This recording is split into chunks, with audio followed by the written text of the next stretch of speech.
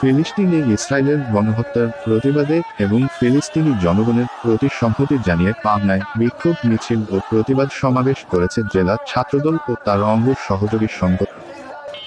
মঙ্গলবার দুপুরে জেলা ছাত্রদল ও তার অঙ্গ সহযোগী সংগঠনের আয়োজনে এই বিক্ষোভ মিছিল ও প্রতিবাদ সমাবেশ অনুষ্ঠিত হয়।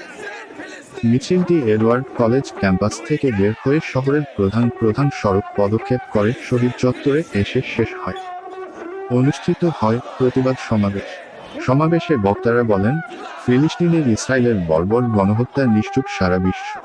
সাধারণ ফিলিস্তিনিদের উপর এই অমানবিক নির্যাতন মেনে নেবেন না মুসলিম বিশ্ব। ইসরায়েলের সব ধরনের পণ্য বর্জনের ডাক দেওয়া হয় এবং আন্তর্জাতিক আদালতে ইসরায়েলের গণহত্যার বিচার দাবি করেন বক্তারা।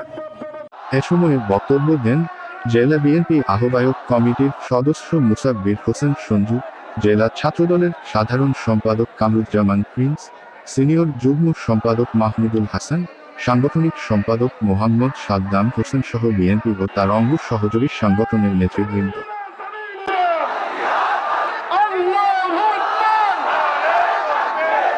নির্দিষ্ট দলের ব্যানার চালিয়ে শহীদদের অবমাননা করে।